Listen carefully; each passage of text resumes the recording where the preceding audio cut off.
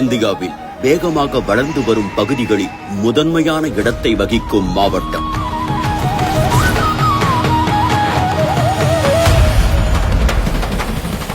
ஒருபுறம் பறந்து விரிந்த நவீன நகர பகுதியை கொண்டிருந்தாலும் மற்றொருபுறம் இயற்கை எழில் கொஞ்சும் மலைவளம், நீர்வளம், தாவர வளம் என அனைத்து வகையான உயிரினங்களுக்கும் சொர்க்க பூமியாய் திகழும் மாவட்டம்.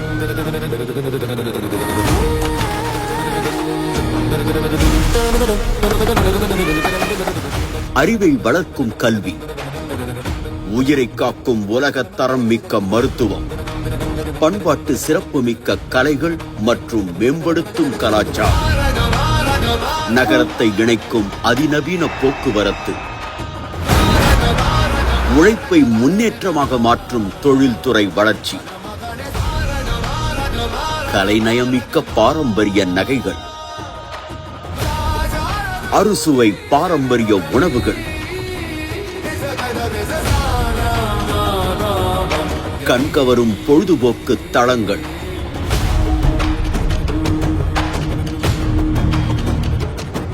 நூலிழைகளால் உலகை கட்டி இழுக்கும் ஜவுளி உற்பத்தி போன்றவற்றில் தலை சிறந்து விளங்கி தென்னிந்தியாவின் மான்செஸ்டர் என புகழப்படும் மாவட்டம் கோயம்புத்தூர்.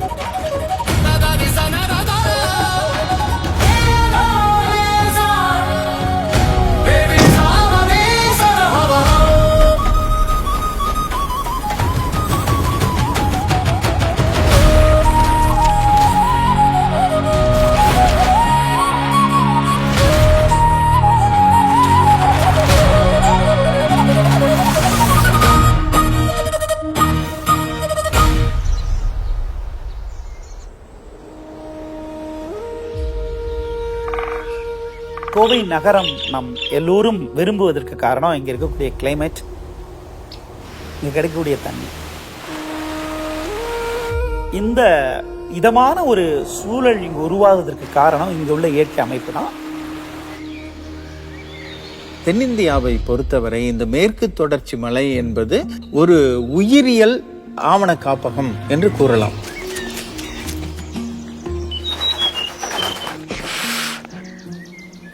அங்கு பலவிதமான விலங்குகள், பலவிதமான தாவரங்கள் வசித்து வருகின்றன.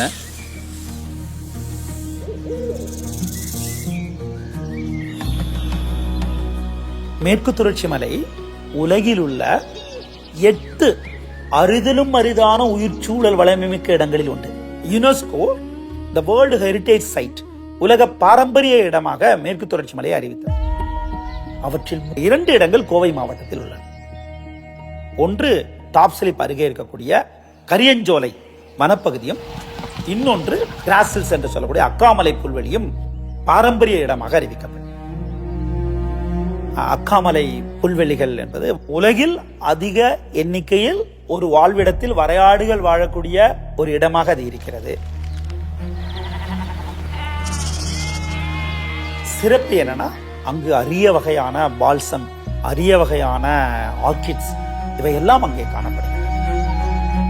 அதே போல் மேற்கு தொடர்ச்சி மலையில் ஆனைமலை, யானைகளுடைய பெரிய வாழ்விடம், அதனாலதான் அந்த பேர் ஒம்பர்காடுன்னு அது பேர்லாம் உண்டு. அது உலக புகழ்பெற்ற ஒரு இயற்கை வாழ்விடம். 2007ஆம் ஆண்டு அது ஆனைமலை புலிகள் காப்பகமாக அறிவிக்கப்பட்டிருக்கிறது.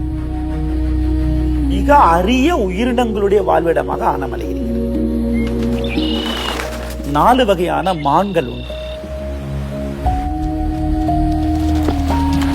சிங்கவால் குரங்கி என்று சொல்லக்கூடிய லயன் டெயில் மெக்காக், இந்த குரங்கினம் அது மேற்கு தொடர்ச்சி மலை தவிர உலகத்தில் வேற எங்கும் கிடையாது. அதனுடைய மிகப்பெரிய வாழ்விடமாக ஆனைமலை இருக்கிறது. 4 வகையான இருவாச்சி பறவைகள் உண்டு, ஹார்ன்பில் என்று சொல்லுவோம். 4 வகை இருவாச்சி பறவைகளும் கோவை வனக்கோட்டத்திலும் ஆனைமலையிலும் இருக்கின்றன. ஒரே காட்டில் அதிக எண்ணிக்கையில் ஆசிய யானைகள் வாழ்வது என்பது நீலகிரி உயிர்கோள மையம் என்று சொல்லுவாங்க. அதனுடைய ஒரு மிக முக்கிய பகுதியாக கோவை யானைக்கோட்டம் இருக்கு. யானை இதனுடைய மிக முக்கியமான வாழ்விடம் கோவை என்பது நமக்கு ஒரு பெருமிதம். விலங்கினங்களுக்கு மட்டுமல்ல, தாவரங்களுக்கும் மிக சிறப்பான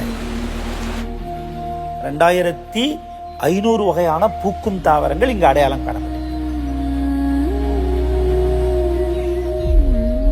இந்த மேற்கு தொடர்ச்சி மலைகளில் பலவிதமான பழங்குடி மக்கள் வசித்திருந்திருக்கிறார்கள். அந்த காலத்திலிருந்தே, குறிப்பாக நுண்கற் காலத்திலிருந்தே அவர்கள் காடுகளில் தங்கி வசித்திருந்திருக்கிறார்கள்.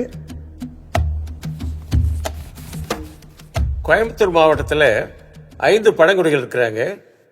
இருளர், காடர், மலசர், மலமலசர் என்று சொல்லக்கூடிய மகாமலசர் மற்றும் முதுவர்.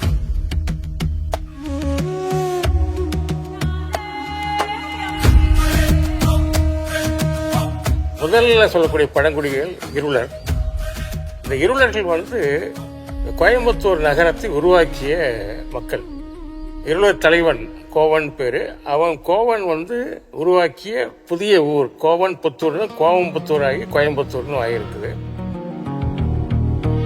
அவங்களுடைய முதன்மையான தெய்வம் கோணை அம்மன் என்பதாகும். அந்த கோணை அம்மன்றது தான் இன்னைக்கு கோணியம்மன்ற பேர்ல நம்ம பொது தெய்வமாக வெளிப்படப்படுது. ஆனால் தொடக்க காலத்தில் இருளருக்கான முதன்மையான தெய்வமாகும். அவர்கள் மிகச்சிறந்த மூலிகை அறிவு உள்ளவங்க. மலசர் என்று சொல்லக்கூடிய பதிமலசர் யானையின் நடமாட்டத்தை அறியக்கூடிய கூடுதல் திறன் வாய்ந்தவர்கள்.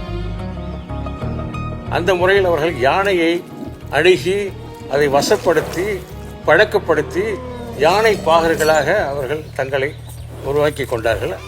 இங்க என்ன சிறப்புனா, எல்லா இடத்துலையும் அங்குசம் வைத்துக் கொண்டு யானையை கொடுமைப்படுத்தி அதை பழக்குவார்கள், அல்லது கட்டி வைத்து அடித்து பழக்குவார்கள். அன்பால் ஈர்த்து யானைகளை பழக்கும் வல்லமையானவர்களாக இந்த பழங்குடிகள். அந்த பழங்குடிகள் வாழ்கிற இடம்தான் கோழிக்கமத்தி யானைகள் முகாம். இந்த மேற்கு தொடர்ச்சி மலை கோவையினுடைய சுற்றுலாவிற்கும் பெரும் பங்களிப்பை தருகிறது. உலக புகழ்பெற்ற காணியூர் சுற்றுலா தலமாக டாப் ஸ்லிப் இருக்கிறது. டாப் ஸ்லிப் என்கிற இயற்கை அமைப்பு, அங்கு இருக்கிற அந்த புல்வெளி, அந்த புல்வெளிகளிலும் எப்போதும் மாலை பொழுதில் அங்கு புள்ளிமான்கள் விளையாடுவதை பார்க்கலாம். அது ஒரு மிகப்பெரிய ஈர்ப்பு. வால்பாறையும் இன்னொரு சுற்றுலா மையமாக இருக்கு. வால்பாறையினுடைய இயற்கை அமைப்பே ஒரு பேரழகு பொருந்தியதாக.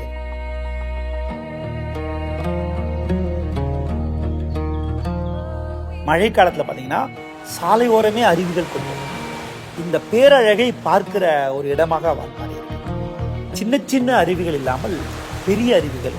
இப்ப வால்பாறை போற வழியிலேயே கவி அருவி என்று சொல்லக்கூடிய குரங்கருவி, அது மக்கள் கூட்டமாக போறோம் குளிக்கக்கூடிய இடமாக அனுமதிக்கப்படுகிறது. அந்த அருவி ஒரு நமக்கு இருக்கிற கோவையினுடைய பெருமிதமான ஒரு சுற்றுலா தலங்கள்ல ஒன்றாக அது இருக்குது. அதே போல சின்ன கல்லார் குளிக்க அனுமதிக்கப்படுவதில்லை இப்போது, ஆனால் பார்க்க சிறப்பான ஒரு இடம். அதே போல் வால்பாறையிலிருந்து இயற்கை அழகு பொருந்திய இடங்களாக இந்த நல்லமுடி மலை உச்சி இருக்கு. மழை காலத்தில் அங்க போய் பார்த்தோம்னா ஏறக்குறைய ஒரு 15-20 அருவிகள் அங்கங்கே கொட்டிக்கிட்டு கண்ணுக்கு விருந்து கொடுக்கக்கூடிய ஒரு இடமாக அந்த நல்லமுடி காட்சி முனை இருக்கு. கோவை வனக்கோட்டத்தில் தமிழ்நாட்டின் ஒரு முன்மாதிரி இயற்கை சுற்றுலா மையமாக பரளிக்காடு இருக்கு. அது பழங்குடிகளால் நடத்தப்பட்டது. நம்மளை போனோன்னா ரொம்ப இன்முகத்தோடு வரவேற்று ஒரு தேநீர் கொடுத்து அவர்கள் அந்த பரிசலில், அந்த பில்லூர் அணையில் பரிசலில் கூட்டி மறுபடியும் நல்ல சுவையான உணவு கொடுத்து ஒரு சின்ன ஒரு காட்டுப்பகுதியில் ஒரு நடை செய்து அழுக்கில்லாத ஒரு ஆற்றில் குளிக்க வைத்து அனுப்பி வர ஒரு திட்டம். சனி ஞாயிறு விடுமுறை நாட்களில் மட்டும்தான் உண்டு, எல்லா நாட்களையும் கிடையாது.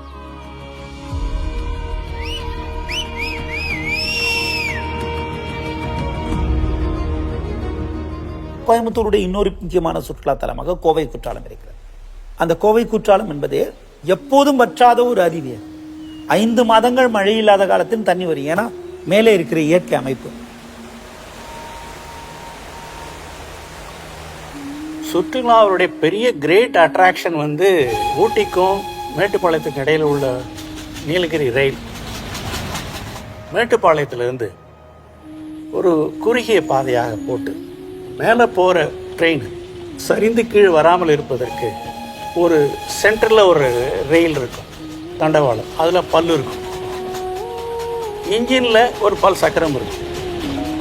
இது ரெண்டையும் பொருத்தி அந்த பிடிப்பில் அது மேலே ஏறும்.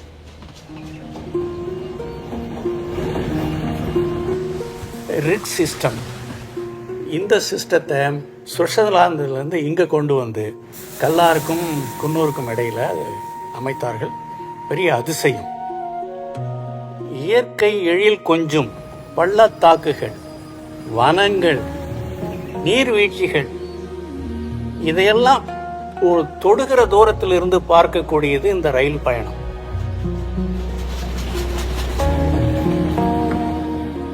இதற்கு யுனெஸ்கோ புராதன சின்னமாக ஆக்கியிருக்கிறார்கள்.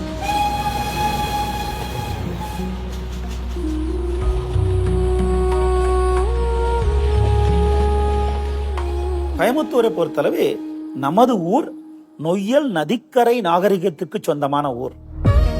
நொய்யல் ஆறு இப்போதல்ல, ஏறக்குறைய 100 ஆண்டுகளுக்கு முன்பாகவே அது நம்முடைய குடிநீர் தேவைக்கு போதாமையில் இருந்தது. அதற்கு பிறகு இந்த கோவையை வாழ வைத்துக் கொண்டிருப்பது சிறுவாணி தண்ணீரும் அத்திக்கடவு தண்ணீரும் தான். கோவை நகரம் கடுமையான தண்ணீர் பிரச்சனையில் இருந்தது. அந்த தண்ணீர் பிரச்சனையை போக்குவதற்காக 1889 இங்க இருக்கக்கூடிய நரசிம்மலு நாயுடு என்பவர் அங்க நகரமன்றத்தில் சார்பாக மலைக்கு அந்த பக்கம் தண்ணீர் இட்டு அது கொண்டு வர வேண்டும் என்று முயற்சித்தார். அது அந்த முத்திக்குளம் அருவியிலிருந்து கொண்டு வர வேண்டும் எடுத்தார். முயற்சி தொடங்கப்பட்டது, நடக்கவில்லை. தொடர்ந்து அதற்கான முயற்சி நடந்து 1929 ஆண்டு அன்றைய நகர்மன்ற தலைவராக இருந்த ரத்தன சபாபதி அவருடைய பெரும் முயற்சியால் 1929 ஆண்டு கோயம்புத்தூருக்கு சிறுவாணி தண்ணி.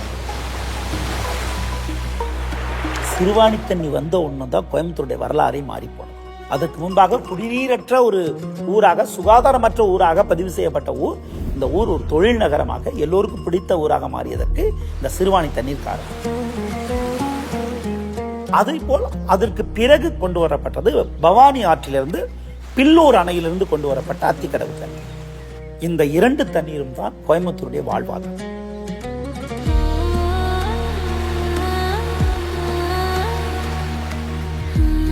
பாலக்காட்டு கணவாய் தாண்டி பொள்ளாச்சி பகுதியினுடைய மிகப்பெரிய குடிநீர் ஆதாரமாக பரம்பிக்குளம் ஆழியார் திட்டம் இருக்கிறது. இந்த பரம்பிக்குளம் ஆழியார் திட்டம் 7 அணைக்கட்டுகளால் உருவாக்கப்பட்டது.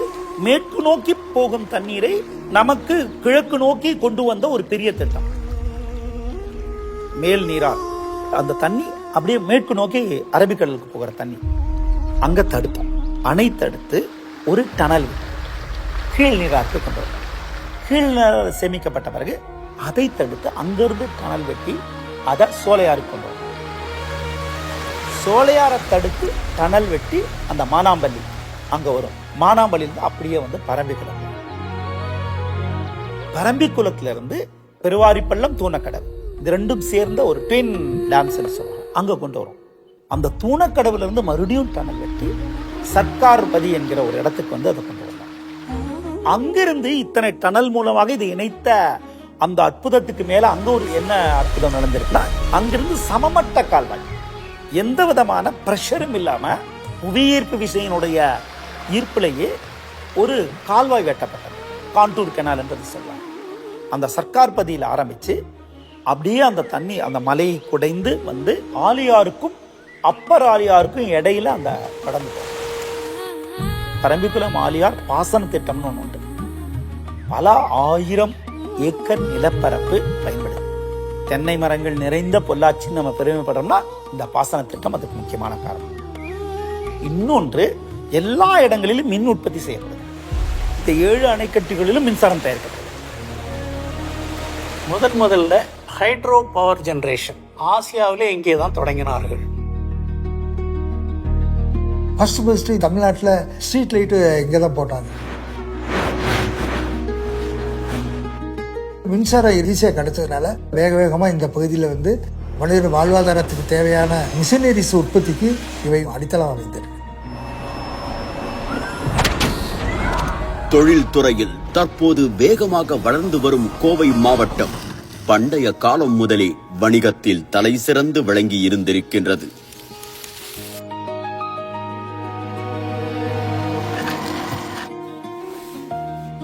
தென்னிந்திய பகுதியை கேரள கடற்கரையோடு இணைக்கும் பாதையாக கோவையில் இருக்கும் பாலக்காடு கணவாய் திகழ்வதால் சங்க காலம் முதலே ஏராளமான வணிக பெருவழிகளை இணைக்கும் முக்கிய பகுதியாக கோவை திகழ்ந்திருக்கிறது. இன்னைக்கு நம்ம ஹைவேன்னு சொல்றோம் இல்ல, அதுதான் பெருவழி. அந்த பெருவழிகள் இருந்ததுனால வளர்ச்சி. நீங்க ஊருக்கு வெளியில போற 6 வழிகள் இருக்குது. இந்த 6-7 ரோடு நீங்க பாத்தீங்கன்னா எல்லா ரோட்லயும் டெவலப்மெண்ட்ஸ். கோயம்புத்தூர் பகுதி தென்னிந்தியாவின் மான்செஸ்டர் என்று அழைக்கப்படுகின்றது. இதற்கு முக்கியமான காரணம் அதன் துணி உற்பத்தியாகும். பலவிதமான அந்த பருத்தி துணிகள் இங்கு உற்பத்தி செய்யப்பட்டன. அதுக்கு என்ன காரணம்? 2. ஒன்று அந்த நூல் அதிகமாக முறுக்கு இல்லாத நூல். இந்த முறுக்கு இல்லாத நூலை வச்சு நாம் ஆடை செய்யணும்னாக்கா காட்டில் ஈரப்பதம் இருக்கணும். பாலக்காடு கணவாய் வழியாக கிட்டத்தட்ட 9 மாதம் அந்த ஈரக்காற்று வந்து கொண்டே இருக்கு. அதனால் பின்னல் ஆடைக்கு பயன்படுத்துகின்ற நூலை அறுந்து போகாமல் பார்த்துக்கணும். எஸ்பி நரசிம்ம நாயுடுன்னு அவர் ராஜாராம் மோகன் ராய் ஆஃப் த சவுத்துன்னு சொல்லுவாங்க. அவர் பாம்பே போறாரு. பாம்பே போய் அவர் பார்த்துட்டு, பாம்பேல டெக்ஸ்டைல் இண்டஸ்ட்ரி இருக்கு, மில்லெல்லாம் இருக்குது, நம்ம கிளைமேட்டுக்கு இங்கே ஒரு மில்லை போடலாமேன்னு நினைக்கிறாரு. 1888 Coimbatore spinning and weaving company limited, அதுக்கு பேர் ஸ்டேன்ஸ் மில்லுன்னு சொல்லுவாங்க, மேம்பாலத்துக்கிட்ட. ரோடு பேரு மில் ரோடு. சார் ராபர்ட் ஸ்டேன்ஸை வச்சு அந்த மில்லை தொடங்குறாரு அவர் தோட்டத்தில். அதுதான் first modern spinning mill.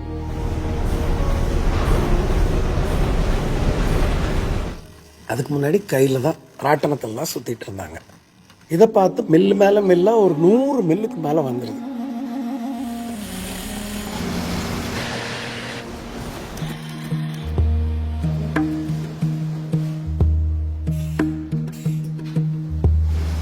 So இந்த மில்லை வைத்து கொண்டு பிறகு பவுண்ட்ரி வந்தது. முதலாக இங்கே தான் பவுண்ட்ரி நிறைய வந்தது.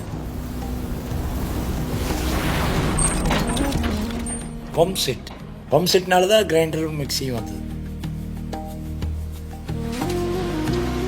காருக்கு தேவையான பிஸ்டன், ஆர்மிக்கு தேவையான ஸ்மால் ஸ்கேல் இண்டஸ்ட்ரி பூரா இங்கே வந்தது.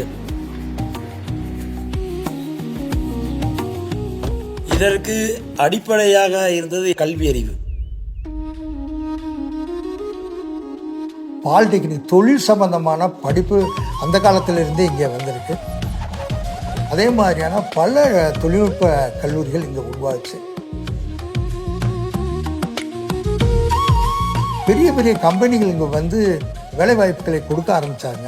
நல்ல நல்ல மாணவர்களை இங்கே இருக்கிற கல்வி நிறுவனங்கள் உருவாக்கி கொடுத்தார்கள். அந்த அடிப்படையில் இந்த பகுதி தொழில்நுட்ப படிப்பிற்கு முக்கியத்துவம் என்ற பகுதியாக வளர்ச்சி பெற்று இன்று கல்வித்துறையில் ஒரு முக்கியமான நகராக கோயம்புத்தூர் வளர்ச்சி பெற்றிருக்கிறது. தமிழ்நாட்டிலேயே முதல் வேளாண்மை பல்கலைக்கழகம் கோயம்புத்தூரில் தான் உருவாக்கப்பட்டது. இந்த கோ என்று வகை வர்ற எல்லா பயிர்களும் இந்த வேளாண்மை பல்கலைக்கழகத்தில் கண்டுபிடிக்கப்பட்டது தான்.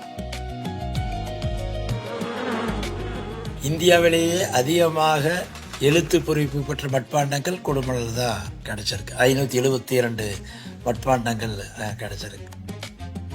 சங்ககாலம் தொற்று இன்று வரை இந்த பகுதி மக்களுக்கு கல்வி என்பது ஒரு மிக முக்கியமான பொருளை ஈற்றுகிற ஆயுதமாக விளங்குகிறது.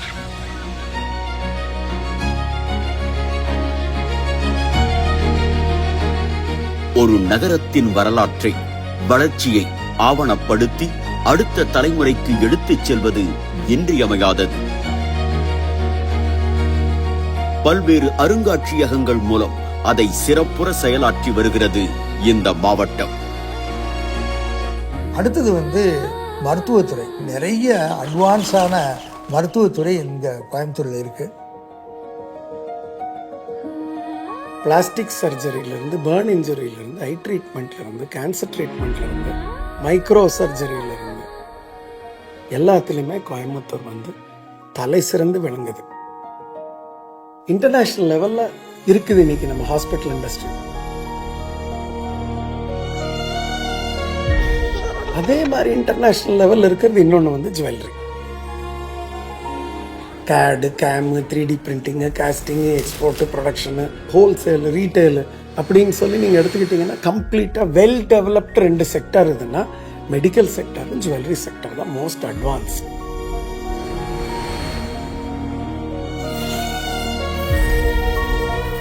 இந்த பகுதியில் வந்து மாட்டு சந்தைகள் வந்து பெரிய ஃபேமஸ். சந்தைகள்லாம் மற்ற பகுதியில் காலையில் ஆரம்பித்து மத்தியானம் முடிச்சுருவாங்க. இங்கே சந்தைகள் இப்போ 1 வாரம் 10 நாள்லாம் நடக்கிற சந்தைகள்லாம் பார்க்கலாம். பெரிய பெரிய சந்தைகளை இப்போதும் நடந்து கொண்டிருக்கிறார்.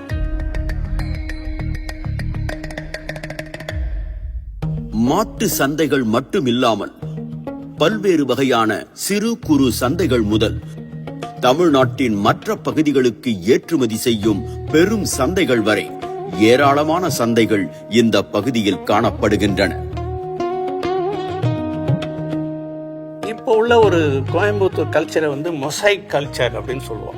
அவ்வளவு டைவர்சிட்டி இருக்கு. பல்வேறு சமய நம்பிக்கைகளையும் வழிபாட்டு முறைகளையும் தாங்கி மத நல்லிணக்கத்தோடு ஒற்றுமையாக வாழ்வது என்பது கோவை மக்களின் பண்பாட்டு தொடர்ச்சியாக விளங்குகிறது. மக்கள் ஒரு கூட்டு வாழ்க்கையை, லைஃப் ஆஃப் ஹார்மனி, அதை வளர்த்திருக்க, அந்த கலாச்சாரம் வளர்ந்திருக்கிறது. கோவை மக்களின் கலாச்சார கூறுகளும் மற்றும் ஒரு முக்கிய அங்கமாக பல்வேறு விதமான பண்பாட்டு கலைகள் வரலாற்று காலம் தொட்டே தழைத்தோங்கி செழித்து வந்திருக்கின்றன. மேலும் கோவை மக்களின் நுண்கலை திறனுக்கு சான்றாக வியப்பூட்டும் கலைநயம் மிக்க சிற்பங்களை தாங்கி உயர்ந்து நிற்கிறது பேரூர் பட்டீஸ்வரர் கோவில். ஒரு கலாச்சாரத்தின் மற்றும் ஒரு முக்கிய அடையாளம் உணவு. இயற்கையோடு ஒன்றிணைந்த கொங்கு நாட்டின் உணவு வகைகள் விருந்தளிக்கும் வகையில் அமைந்திருப்பது மற்றுமொரு சிறப்பு. மனம் வீசும் ஃபில்டர் காஃபியிலிருந்து ருசி நிரம்பிய பேக்கரி வகைகள் வரை ஒவ்வொன்றிலும் கொங்கு மண்ணின் தனித்துவம் வெளிப்படுகிறது. இங்குள்ள மனிதர்கள் கடினமான உடல் உறுதியோடு கடினமாக வேலை செய்யக்கூடிய ஒரு பார்க்க முடியுது. அதனாலதான் என்னவோ கொங்கு நாட்டை உழைப்போர் உடைத்து என்று சொல்லுவார்கள். உழைப்பு அப்படிங்கிறது இந்த மண்ணுக்கே உரியது. ஒருவர் பொருளீட்டி மற்றவர்கள் சாப்பிட்ற பழக்கம் இல்லை. 4 பேரும் போவாங்க, 4 பேருமே அவர்கள் பொருளீட்டி அவங்க செலவு பண்ணுவாங்க. இந்த செழுமைக்கு அது ஒரு காரணம். அவங்களுடைய கடும் உழைப்பு, பெருந்தன்மை, சொல் பேச்சு, வாங்க போங்க இருங்க அப்படின்னு ஒரு எல்லாத்துக்கும் ஒரு மரியாதை கொடுக்குற பண்பாடை வளர்த்த ஊராக இந்த ஊர் இருந்து வந்திருக்கிறது. இண்டஸ்ட்ரியல் சிட்டி, ஒரு ஜுவல் சிட்டி, ஒரு டெக்ஸ்டைல் சிட்டி, ஒரு மெடிக்கல் சிட்டி, ஒரு எஜுகேஷன் சிட்டி, ஒரு ரிசர்ச் ஓரியன்ட் சிட்டி, ஒரு டெக்னாலஜி சிட்டி, சிட்டி ஆஃப் எக்ஸலன்ஸ்னு கோயம்புத்தூர் நம்ம சொல்லலாம்.